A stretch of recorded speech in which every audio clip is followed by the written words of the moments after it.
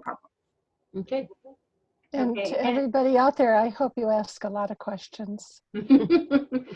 Well, so my question is, Kelly, we have 27 people had signed up, and we have 4 people that have logged in, but it is 5:01. So Yeah, so I think usually we give it between 3 and 5 minutes before we actually get the content started. Oftentimes what will happen is people will get the reminder to start the meeting at 5 o'clock.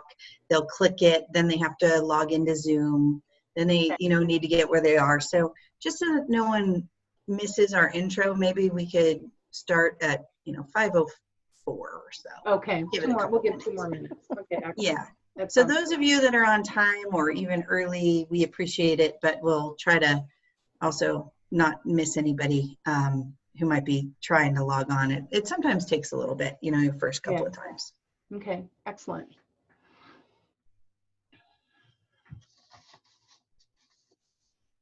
How's our video look? Oh, Kelly, how's our video look? She's muted.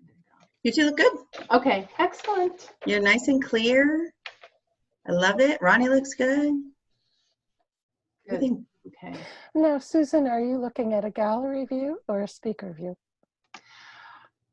I think a gallery view. So you see 3 of us? Yeah, 3 of it. Yeah, at the top. Yeah, that's gallery view. Yeah. Oh. And see when Ronnie talks and see how it went to her. And if Kelly talks and Kelly. So here, I'll talk. See how it switches. No, I think you're on the speaker view. Oh, okay, okay.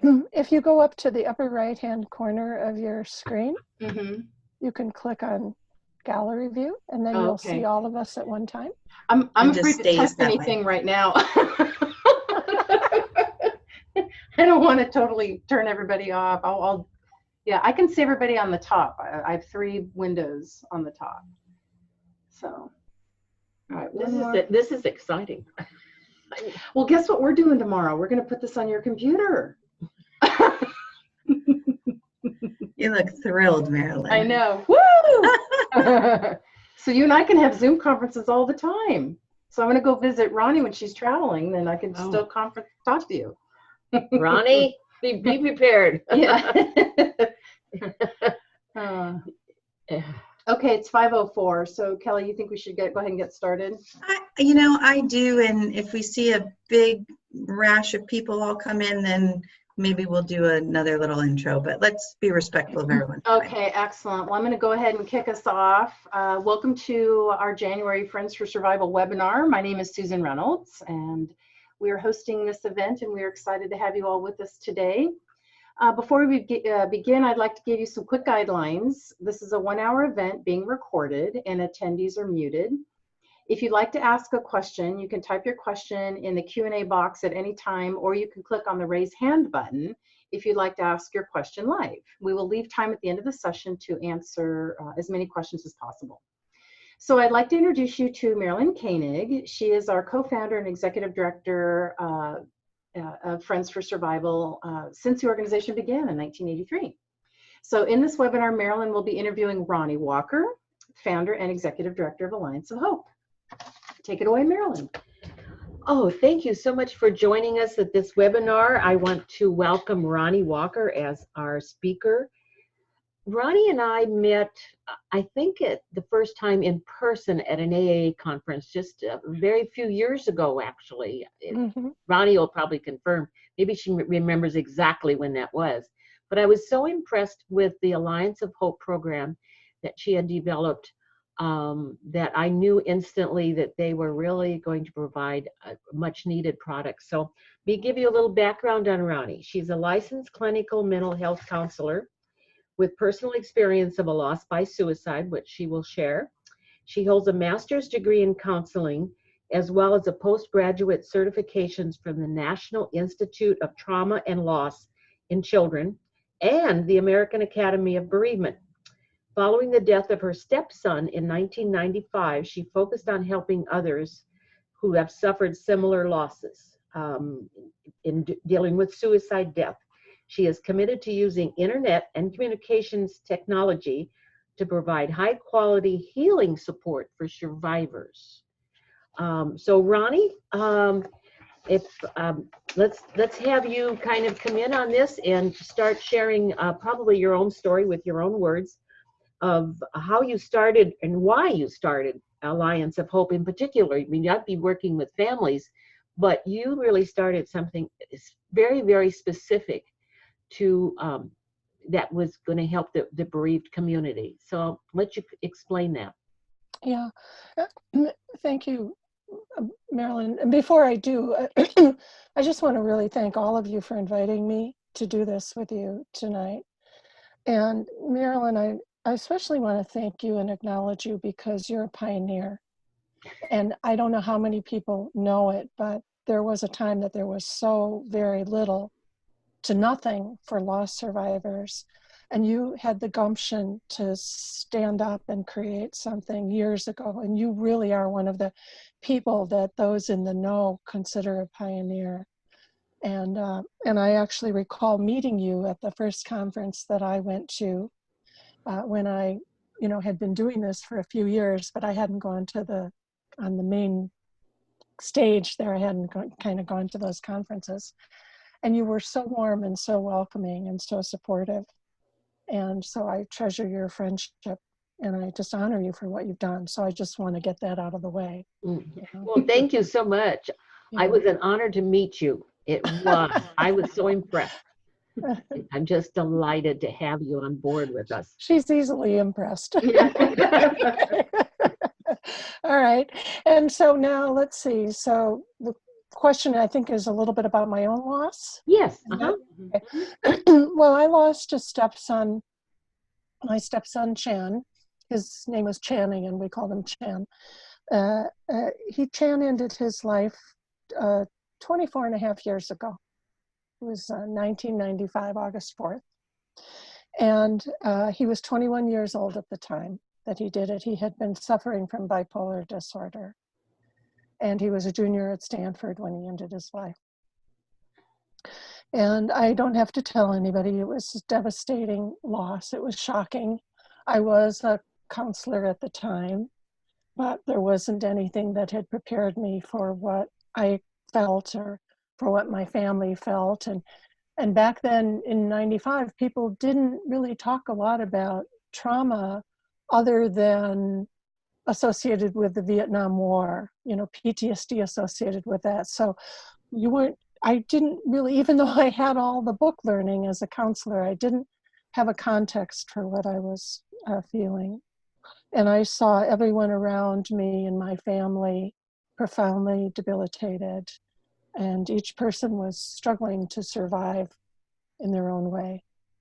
Sometimes they were doing it in ways that I didn't care for, sleeping all the time or getting angry all the time. We each had our own coping methods.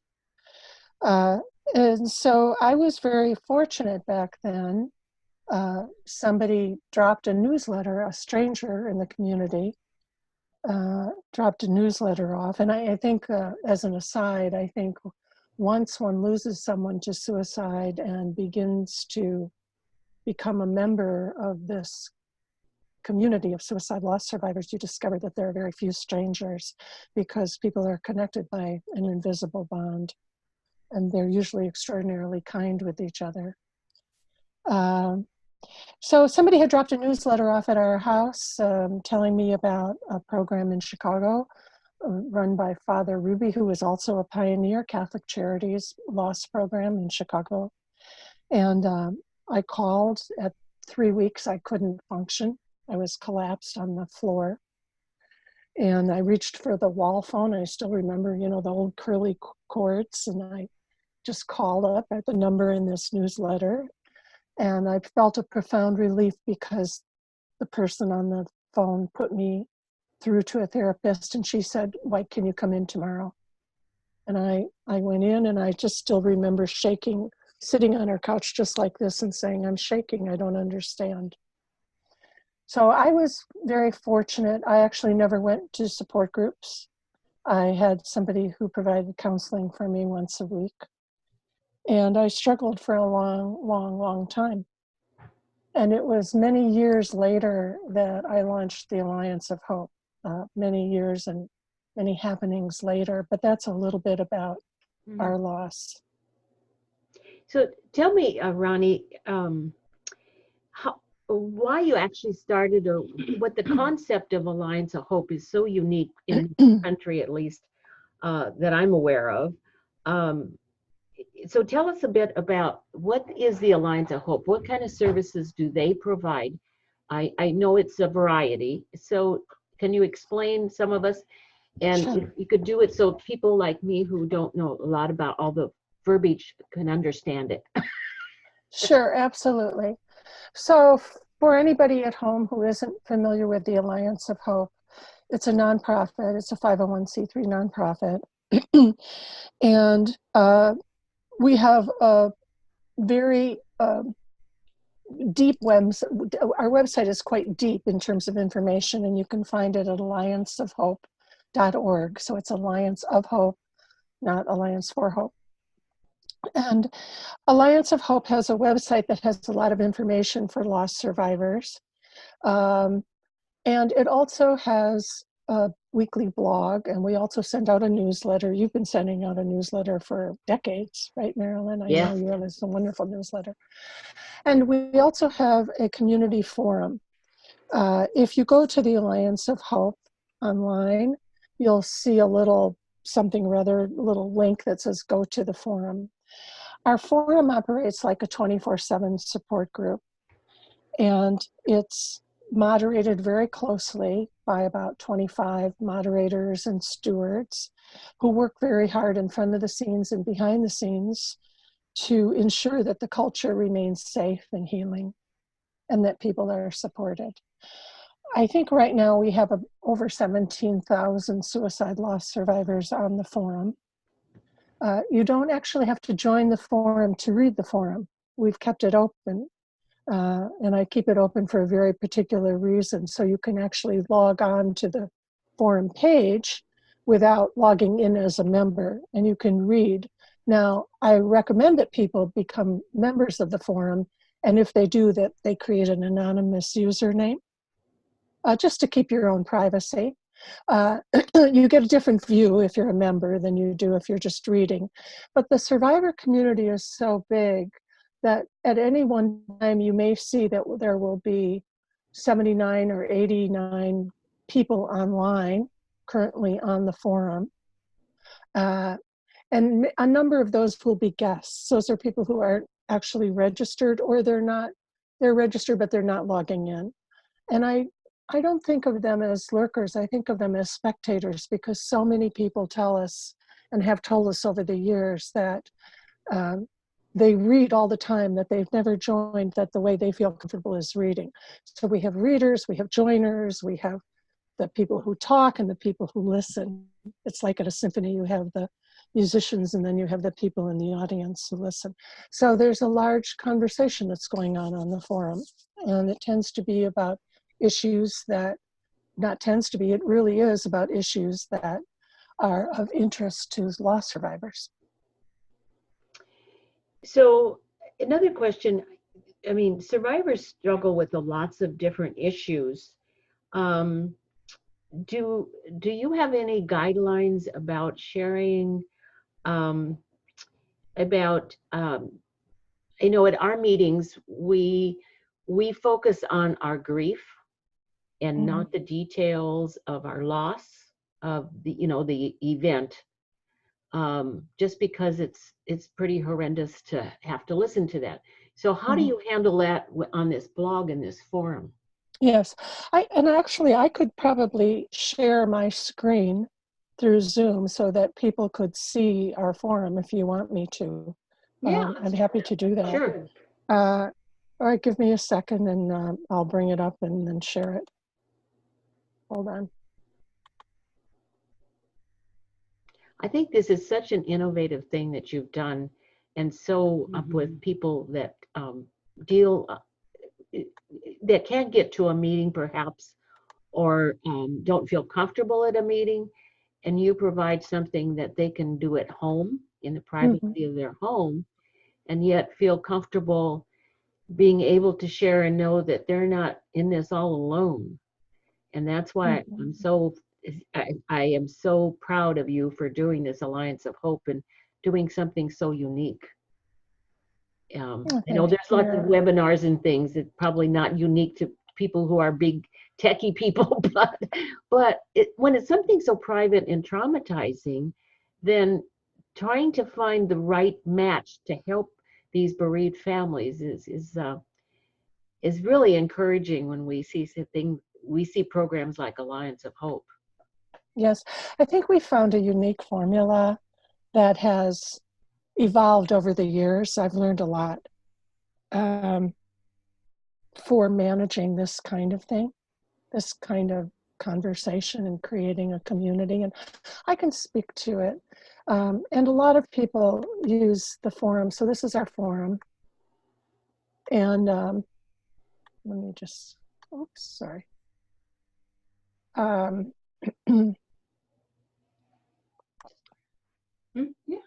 I'm just moving things around so I can see. So here we have their forum, and you're seeing my screen because I'm seeing that we have some reports that have come in. We have somebody who is suicidal. We often have survivors who are suicidal. This is a forum for suicide loss survivors, but very often people will feel like they want to join their loved one, or they're usually very high functioning people who've been brought to their knees. And so if somebody needs some extra support, one of their posts will be flagged and we'll go in and send them a private message. So if you look here, this is the top of our forum. This will take you to our website, which is a whole different ball game. There's a whole lot of stuff on our website, but I'm just gonna go back to our forum for now. I can show you our website. And then we do have guidelines, and I'll go over some of those with you. And then we have a lot of resources here. These are so there's a bookstore, there's a blog. As a matter of fact, I'm sorry. Yeah. So if they went into Alliance of Hope, they would see what we're seeing right on the screen now. So then yes, you can check out right now we're on the website forum. or the forum. Mm-hmm. So they link back and forth. Okay. This is they're on because the forum requires special software, but this is our forum. And so when someone joins, let me just log out here for a second. I'll just log out and show you what it would look like. So I would just log in, but if somebody wanted to register, they could click that. It's very easy to register. We recommend that you create an anonymous username. It just gives you more bandwidth to post, and without feeling like somebody's going to recognize. And you put in your email and create a password. And you do need to be over 18, and you have to not be a robot. And that's about it. It's very easy to register for the forum. We actually have pretty comprehensive spam software, so we eliminate lots and lots of spammers, everyday robot spammers and things like that. So the forum stays very clean. Now I'm going to log in. And once you log in, you can receive private mail. There's all kinds of, I have pages and pages of them because I get a lot. And you'll receive notifications if somebody reacts to one of your messages and so forth. There's a welcome message that you'll receive in your private mail. And it invites you to, it has a lot of information in it, but it invites you to go here to the introduce yourself section. Oops, sorry. And I just want to go down because there are many different sections on the forum, and you can think of them like, you can think of this like a building with many different rooms in it, and there are different rooms where people are talking about different things. Oh, I see. So children who've lost parents, parents who've lost children, people who've argued. Sometimes somebody ends their life in front of somebody else. We have more and more people joining like that. So they can go in here and just connect with other people. For parents who've lost children, for example, there are a lot of conversations going on. So if you went into one of those particular ones, then you would be seeing the posts that have been from people with the same issues, some of the same issues. Yeah, or they're just talking. They want to talk to other parents who've lost children. But I'm going to take you right back to the introduce yourself section. Now we have about 10 new loss survivors joining every day. And you can see down here on the right-hand column, right now we have 58 people online. There's me, it's showing that I've logged in. Okay. And we don't have a lot of staff on. I'm the one that's on right now. People can make profile posts just like on Facebook. We limited to 3 showing. Here are our forum sticks.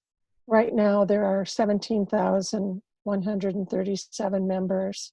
This is the latest person. And then a thread is when somebody starts a conversation. So I'll show you what a thread is. So when somebody joins, they get a welcome letter. We invite them to go here and make their first post here. If they don't make their first post here, they'll get a reminder. Somebody's going to write to them or send them a private message and say, hey, will you introduce yourself? Because we want to know who's coming in. Right. Okay. Well, you seem to have a very, very comprehensive program, resource for these grieving families. And you have, really been diligent about making sure of confidentiality and the appropriateness of their sharing and so on. So I think that's the important part, is because it's so sensitive. We need people like you to do this in a very sensitive and a very caring way. And that is just to be applauded, because I would be a little leery of going on to a website with such personal stories. Yes. That's Well, really hard. we have an interesting way of keeping the culture. I'll just go. I just wanted to finish this part, Marilyn. I just want to show you that. So here's somebody who lost their husband 8 weeks ago, and she posted yesterday, about 24 hours ago. And you can see she's got 10 replies. And so people will come on and they'll post as much or as little as they want. She didn't post very much. She said she lost her husband 8 weeks ago. And then a lot of other people reached out to her, and these people are from all over the English-speaking world. And they're just reaching out. And people tell me that it's a very, almost like a physical experience to come here and find out that there are so many other people who are strangers who are going to reach out with such kindness. Now, this is called a thread. So she started a thread, and then other people are replying, and that's what's going on here. And if she wants to send a private message to anybody, she can just click on them, on their name, and create a private message and send it to them. So we have interesting things happen, like cowboys supporting British social workers, and people that would never meet each other becoming good friends and traveling from one continent to another. We also have guidelines on the forum, and I always hope that people will read them. If they don't read them and they violate them, we send them a gentle reminder that this is a public forum, and we have age requirements. There's no spitting on the floor of the forum. You can't swear. You can't spit on the floor. Okay. And, after a suicide, there tends to be a lot of upset, sometimes a lot of interpersonal issues. So we don't allow people to come on and say, my son, John Smith, killed himself because his wife, Mary Smith, had 3 abortions and she lives on First Street in Peoria, Illinois. You can't slander. We don't allow that. So we keep that clean. And we have people interacting with a lot of kindness.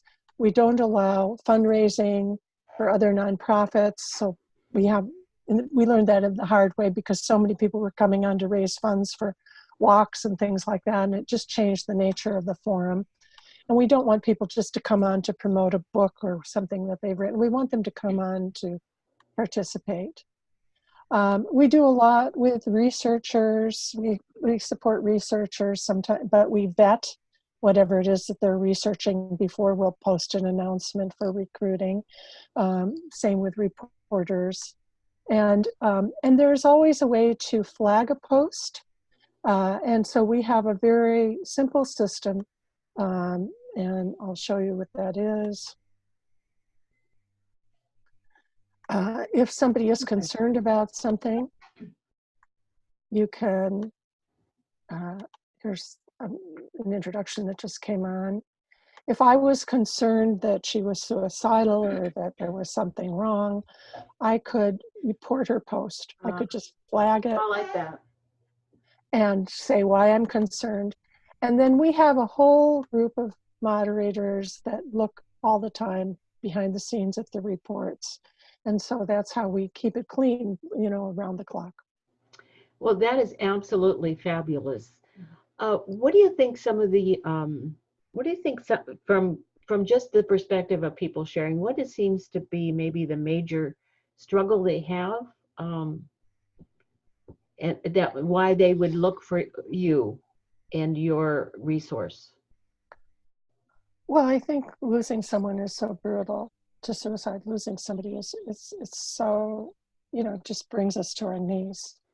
So, you know, I'm 25 years out and you're quite a long ways out too, but I know we remember what it was like to get through. It wasn't, for me, it wasn't a question of the next getting through one day at a time, it was 2 hours at a time. And so I know many mothers have told me that, and wives too, that they'll log on in the morning and keep logging on during out the day to touch base. They tap into that community because it is an alliance of hope. So it's a culture that provides information that will empower people in understanding what they're going through and maybe pathways to suicide. It's a place that bears witness to people's stories without judging or recoiling. And it provides hope because we have people who are so much further on. They can say, I've been in your shoes. And, you know, our moderators and so forth are years down the road. I've been in your shoes and I made it. You're not going to have to go through this alone. And there's hope. So I think people are coming just because they need that hope. They're in so much pain. Some people at this point come because they want to support others, you know, because they've walked through it. A lot of people live in rural areas. They don't have access to counseling. A lot of people say that they've had a counselor in the past, but that counselor doesn't understand what they're going through now. They like their counselor, but they don't understand. A lot of people say that that's the only support they have. So being available 24/7 is probably really, really important. Sometimes people are having a hard time right this minute, right this hour, and here's a place for people to go. So that's one of the wonderful things about Alliance of Hope. I have a question about you said that you have a lot of moderators. Are they all have been affected by a suicide death, or are they professionals, or No, they come up, well, no, I mean, they're professionals in their own, they're not mental health counselors. Our forum manager was a psychiatric nurse. Hazel is our forum manager. But they're people who come up through the ranks, literally. They've arrived, they're broken. And there's something about the culture of the Alliance of Hope is, you know, people have called it a sacred place of connection, and they have written a lot about it. If you read, we have a lot of, there's unedited reviews on great nonprofits, and a lot of people try to describe what it's like for them. And some people say it's the one place they feel understood, or they just feel like so connected to other people who are there. So because this is an online resource, does that mean your moderators are in different places, or do you have? Yeah, it's, I always laugh and I say, you know, the Alliance of Hope does a lot of things right now, and people think we're a very, very large, well-funded organization. we have, I think, so many incredible volunteers. I always say we have a lot of women in yoga pants who run the Alliance of Hope. but you know, we found a very cost-effective way, I think, because of technology, a cost-effective way to support people. I think that, you know, when I founded this 12 years ago, there were a couple of other forums out there on the internet. But what I was seeing was that in the culture, there was a kind of a default conversation. I also saw it in support groups around me. I don't think you have it in your support groups, but I saw there was a conversation of you never get over it, you just learn to live with it, you've joined the club no one wants to belong to, which, you know, that's how it feels. And if you lose a child or someone dear to you, there's a part of you that is always going to miss them and, you know, be in pain about it, not the tremendous pain of the beginning.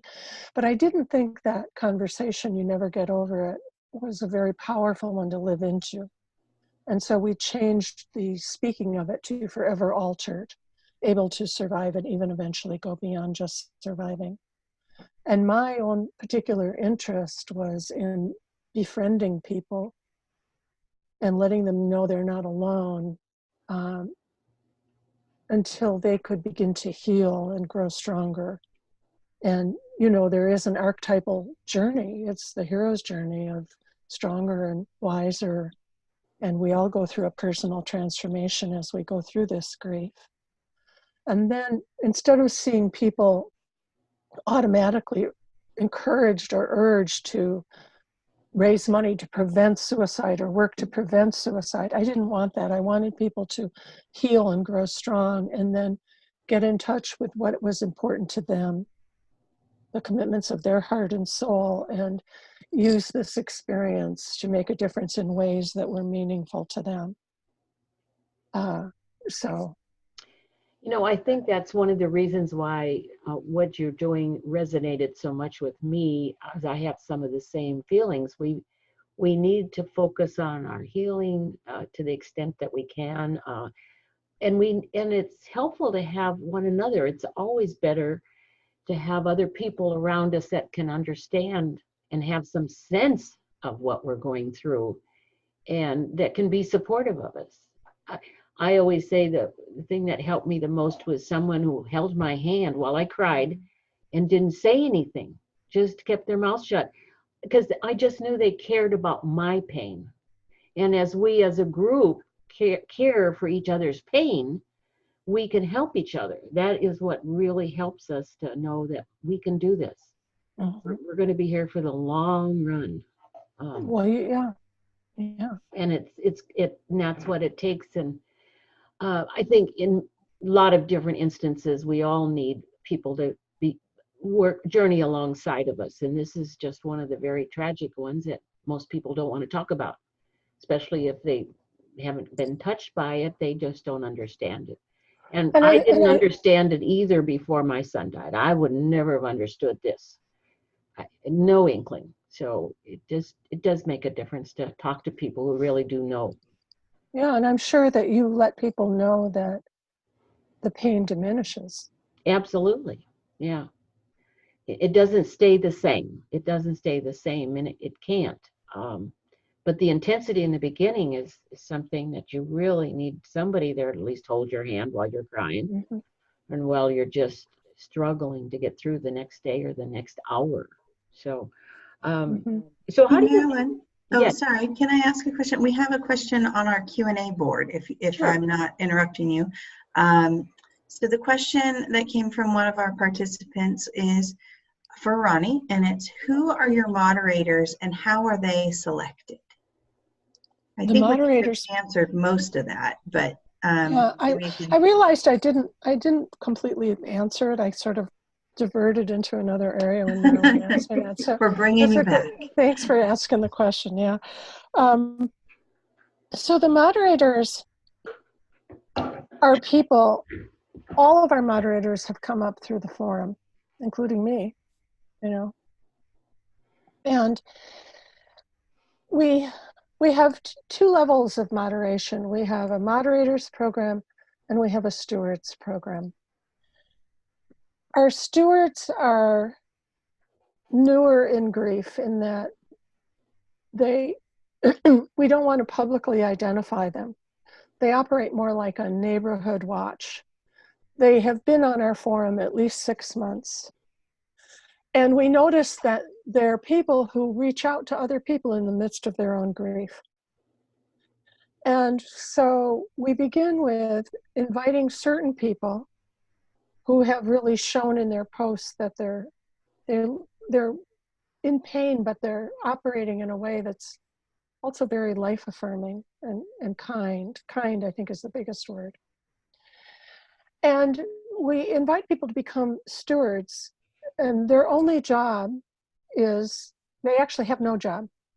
Their job is to heal, but we have an hour-long conversation with them and let them know what it is that we believe makes the forum special.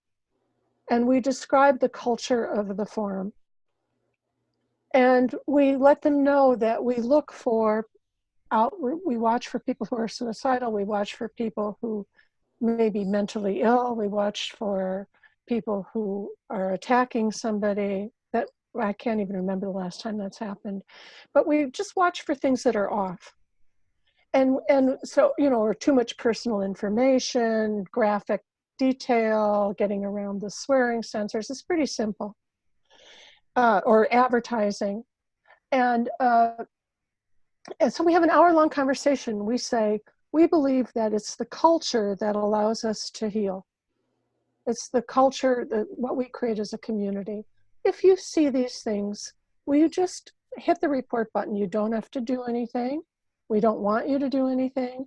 Don't contact the person. Don't try to handle it. Don't take it on your shoulders. Just hit the report button, and one of the moderators who are more senior will take a look. And so we have this neighborhood watch going on all the time, and people value the forum so much that we can have a spammer on there for 5 minutes at the most before somebody reports them. It's rare that we have that. The moderators are people who have been on the forum for a long time. They are at least 2 years from their initial loss, but most are 5, 6, 7, 8 years from their loss. They have been in the stewards program a minimum of 6 months, but usually much more. And they're people who have gained the kind of strength that it's appropriate to invite them and allow for a moderator's badge on their profile, so it'll actually say moderator. So they're the public volunteer staff of the Alliance of Hope. And so they're carrying a little more weight because people are thinking, oh, they're a moderator, maybe I'll write to them and ask them a question. Or, so that's a little bit about how we do it. And then we do a lot of training. I do monthly meetings with the stewards. We do training with the moderators. We have a lot of ways that we handle different things. And so these things go on. And then we have a senior level of a forum manager. And then I still function as the mental health professional on the forum. As we're beginning to get a wider budget, we'll be able to, but so there's always that governance. So if they don't know how to handle something, if it's a little sticky, then I'll weigh in. So that's how we do it. Well, it's absolutely amazing what you've done. Are there some other tips that you might want to share with survivors and talk about maybe, how are you today different from what you were before this all happened? I mean, you got 25 years behind you. I've got like 42 years, almost 43 years. And yet, I can still put myself back into that place. So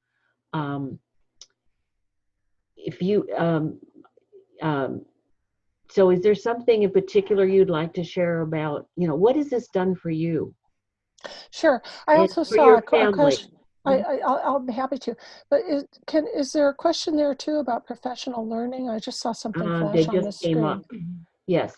In the chat, I can see that there's some questions. There is. It says, do you have any recommendations for professional learning / education for mental health counselors who are also survivors of a suicide loss? You know what, I want to go back and ask that person if they would clarify that education to work with other loss survivors, or I wasn't clear about that. Okay, we'll let him. Is that what they're? He'll post something for you on that to clarify that. But you know, how has this changed? Well, you know, how has this changed your perspective on this whole issue of suicide loss? Yeah. Oh, so many ways, you know. But one of the, I think because I've interacted with so many loss survivors and heard so many, at this point, thousands of stories. And a lot of times people call for counseling. So we do distance counseling through Zoom video. So I'll hear a lot of stories or interact with people on the forum. You know, I think, and I have felt for a long time that how can I say this? You know, that we really have a way to go in our Western medical model approach to mental health.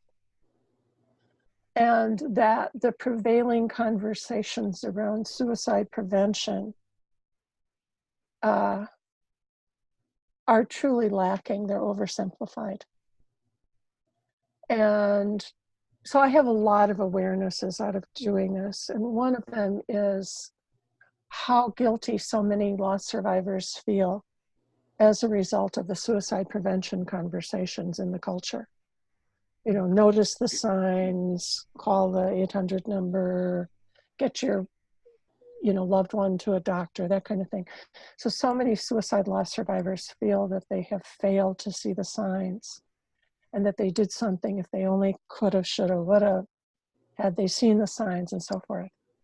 But I think those signs are most observable in hindsight. Hindsight tends to change, you know, our perspective on things.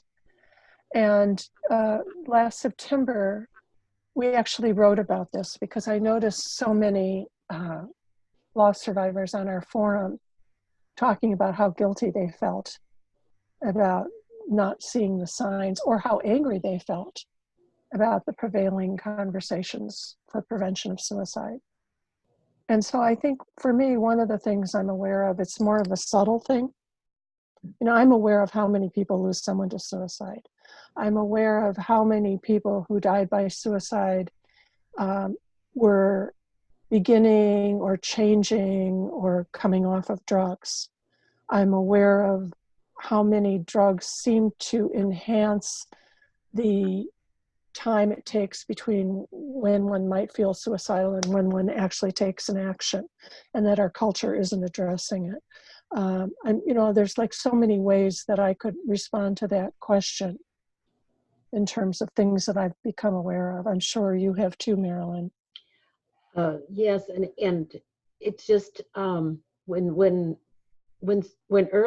early on, when survivors hear about suicide prevention, to me it's kind of like pouring salt on their wounds. This is not the time to try to talk about prevention. It's a time to just talk about the grief and the loss and allow us to get healed.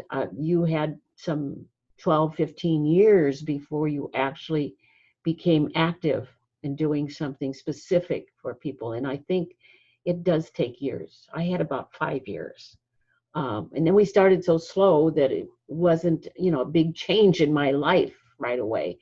It changed my life gradually through the years.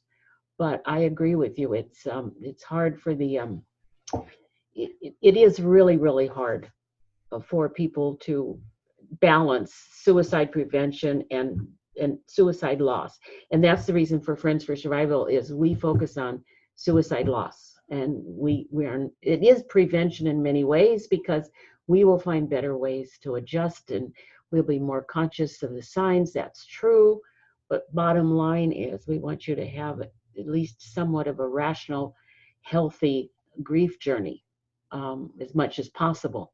I think our participant has added to his question. His question originally said, do you have any recommendations for professional learning education for mental health counselors who are also survivors of suicide loss? Example, conferences, training, seminars, continuing education units, certifications about suicide loss and helping others with their loss and grief.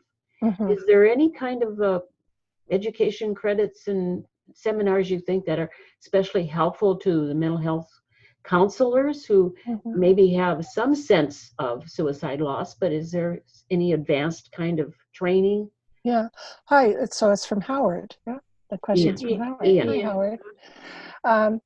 I believe that there's a training now that AFSP is offering, and you can probably go onto their website and see it. I haven't done it. I don't know much about it, but I know it's for clinicians, and it's Jack Jordan's training. Oh, It's a certification. I actually know Jack Jordan, so Yeah. that he's really knowledgeable and very he has a big heart for this. He really does, and he's been doing it for an awfully long time also. Yeah. So But there is a I think it's a 1-day training that they offer. I'm not sure if it's 1 day or not. There's also something that's being offered now. What's it called? Forensic autopsies certification in that, if you wanted to help families figure whatever out. I think I'm really aware that the moderators on the Alliance of Hope, we've had people join, lost their children, lost their spouses of 33 years, not know if they were going to survive, go on to be stewards, then eventually go on to be moderators. And then we've had 3 or 4 of them start support groups in their local areas. And I think that their participation in Alliance of Hope gave them exposure to probably more loss survivors than most people would ever get exposed to. Mm-hmm. And I know that one of them had said to me that she took the AFSP training for support group leaders. And she thought she didn't know much, but she'd been a moderator on the forum. And she came back and she said, I realized I already knew more than what that curriculum was about, because she had so much experience. So if you can hang out in a place that, forgive me for saying hang out, but if you can be in a place where there's a lot of loss survivors and just get in, jump in and get there. How about the AAS conference, Ronnie? The AAS conference? I don't think that teaches you. Oh, I think they do have something. They have some group that is going to be on the day before the conference. Oh, the pre-conference. The pre-conference. And I think you can get continuing education credits from that, I think. I'm not sure. Yeah, I don't, I mean, Marilyn can probably speak to this. I don't think that the AAS conference is, it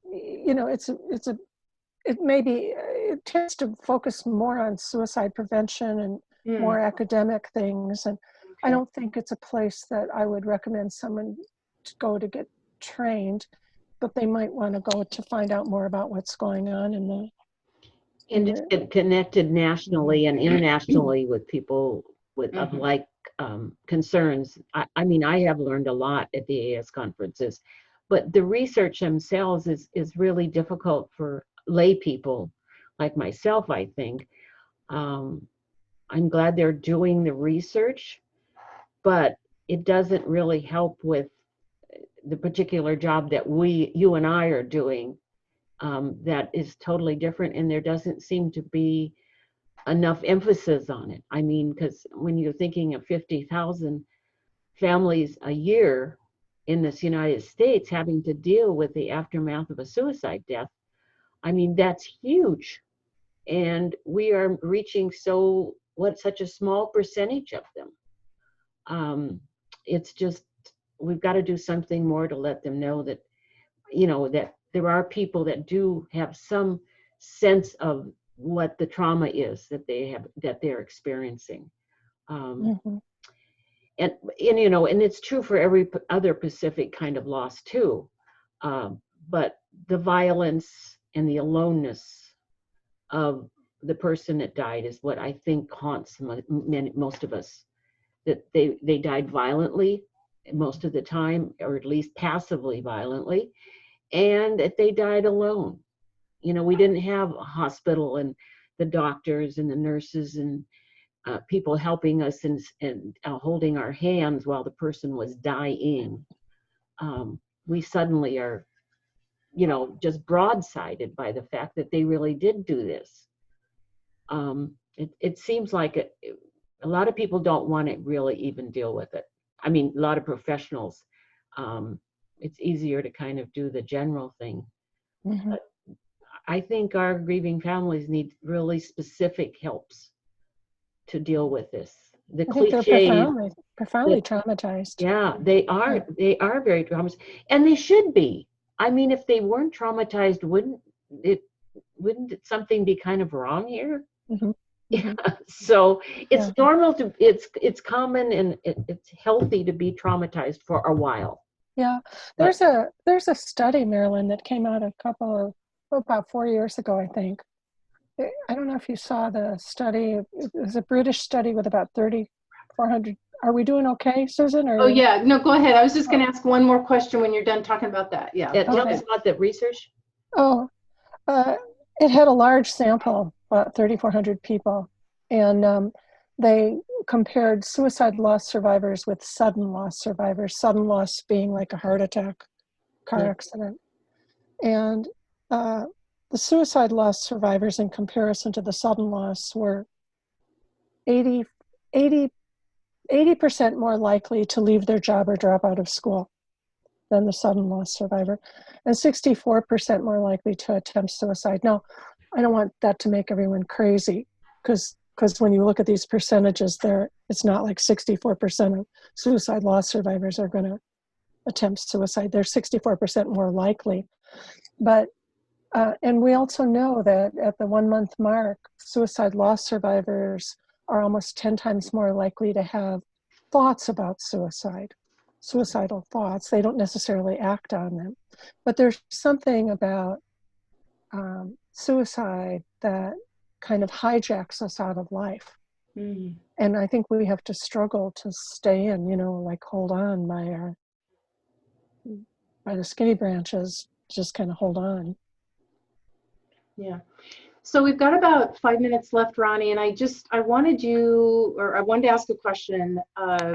I believe, from what I recall, the forum, what I love about the forum is I'm not getting pop-up ads. You don't allow advertisers on your forum. So I was kind of looking, it's like, I found this to be such a valuable resource. How can I give back? And I made a donation, and I got to have my cousin be on your memorial wall. So, but I didn't realize, I think I wasn't quite thinking. So how do you guys, you don't have to pay to join, correct? No, everything we do is free, with the exception of, and we also train funeral directors for free, but with the exception of the one-on-one Zoom counseling, which is, I think it's like $60 a session for an hour-long session. But we raise funds. We have 2 major fundraisers a year, and we're really funded by the people who use our services. Mm-hmm. I think all of the work that is happening for suicide loss survivors, like your work and our work, has been grassroots. Mm-hmm. There's no big sugar daddies. There's no government isn't giving a lot of money that I know of. It's just come from the people who value the services, who recognize what's happening. So we're a 501c3, and people donate. Good. I love that you have the memorial wall. I really like that. I mean, it just made me feel good. We actually have 2 things. We have a memorial wall, which people can find on our website, and it doesn't cost anything to to upload your loved one to the memorial wall on our website. Then we also have an application that allows people to sponsor the forum for a day in honor of their loved one, and have their loved one's picture on the forum. I think maybe that's what you. Yes, that's what I did. Yeah, and I love that. But we also have a memorial wall, which is very moving to me, and people can find it on our website. And it has several hundred people. It's been up for a year because we have a new website that we just launched a year ago. And you can see how beautiful the people were who ended their lives. You know, nothing scary, nothing creepy, nothing weird, just amazing human beings who at some point came up against something, and something happened and they ended their life. I found the same thing with our quilts. I mean, you look at a quilt that has beautiful smiling faces, healthy, productive people, you can tell, and it's just heartbreaking. And it isn't creepy. That's who we have, you know. There's one last little question we can maybe, you've got about 2 minutes to answer this one. Do you have many professionals who use your site as a resource? And I was thinking, could professionals use your site to educate themselves also? Yes. There's a whole section on our website for professionals. And we have about 1,200 other websites that link to the Alliance of Hope right now. It keeps growing. That's just in the last year. And lots of those are funeral homes.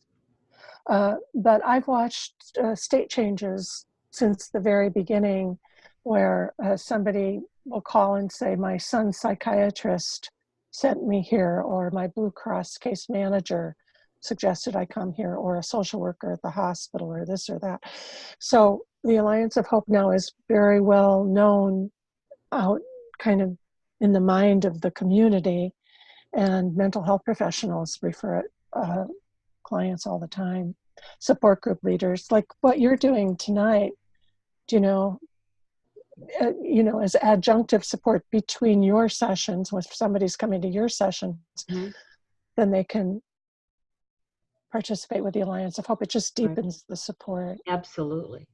But it just, that question just reminds me, if the professionals that really are concerned and would like to really have insight into the trauma that our families are experiencing, could use your site for a learning experience, as just to view what people say, would certainly help them to get insight into the complicated kind of grief we really all experience.